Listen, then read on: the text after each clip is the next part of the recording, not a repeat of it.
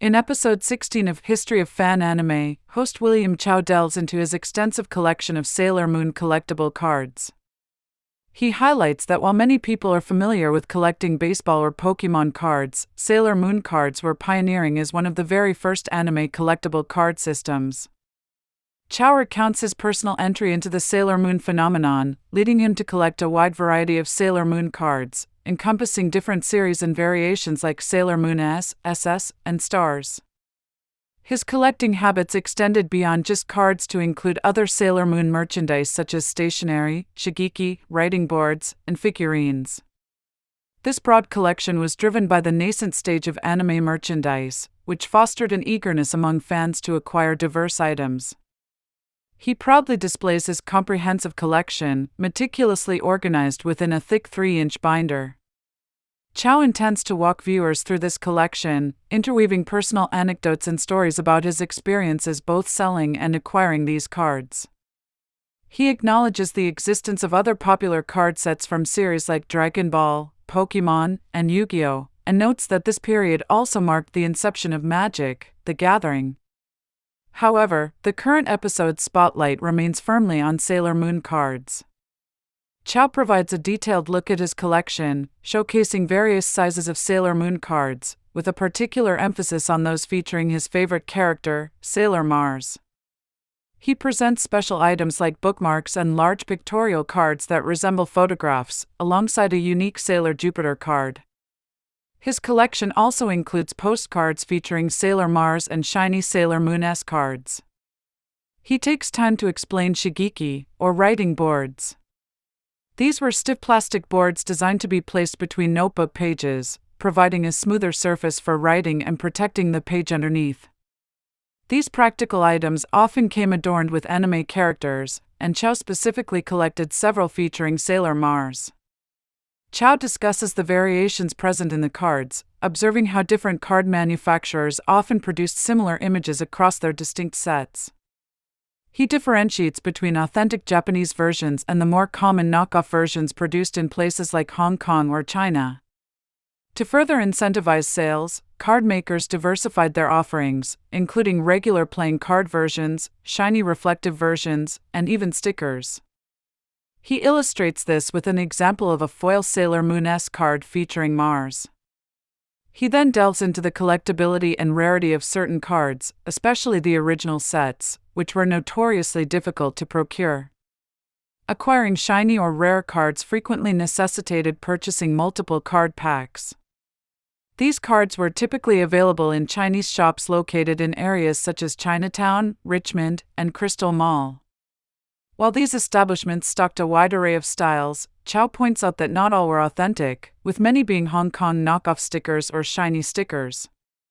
Chow provides insight into the pricing structure of cards during that era. Regular Japanese cards typically sold for 50 cents to $2, while Hong Kong versions were priced around 25 cents. Chinese shiny cards were generally about $1, a price point he compares to current Pokemon card prices. Rare shiny cards, often referred to as silvery types, could fetch up to $5, and unique, specially labeled rare cards, for example, those limited to 3 per set, could command prices as high as $10 each. He shares a poignant story about a young girl named Kylie, who, accompanied by her father, was a frequent visitor to his store, drawn by the Sailor Moon cards. Kylie was profoundly upset when her Sailor Moon cards were stolen from her school locker. To alleviate her distress, Chow generously offered her a couple of cards from his personal, special binder. Years later, when Kylie was older, her father recalled the incident, and Kylie, though seemingly embarrassed, feigned no memory of the event. Chow connects this personal anecdote to broader problems associated with card collecting, referencing more severe instances of theft and even violence, including weapon brandishing, that occurred over cards, particularly during the Pokemon and Magic card eras. These issues ultimately led to cards being prohibited in schools due to the disruptions they caused. He also touches upon the crucial topic of card authenticity in the secondary market, especially with the advent of platforms like eBay. The distinction between authentic cards and bootleg or knockoff items, including plush toys at conventions, was a constant concern.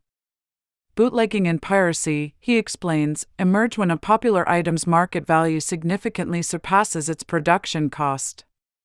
Printed materials like cards are more susceptible to bootlegging due to the widespread availability of printing machinery, in contrast to items like CDs, which require more specialized equipment. Finally, Chow discusses later Sailor Moon card sets that incorporated multi-card puzzles, where several individual cards could be combined to form a single, larger image.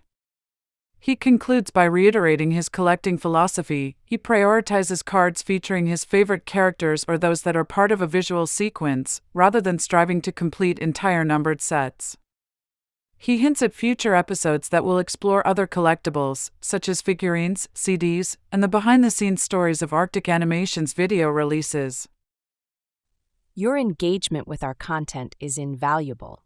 We encourage you to interact with our videos through likes and comments, as these actions significantly enhance our visibility on the platform, allowing us to reach a broader audience interested in the cultural impact of anime in the Western world. For those interested in supporting our research and production efforts, we have established various channels for financial contribution.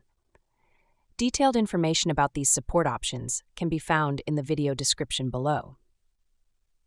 To complement your viewing experience, we have compiled an extensive list of resources related to this documentary series, including a comprehensive episode guide categorized by topic. These materials are accessible via the links provided in the description.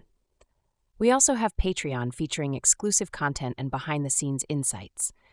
This resource offers additional materials that enhance our documentary series, including extended interviews, archival footage, controversial content, and in-depth analyses.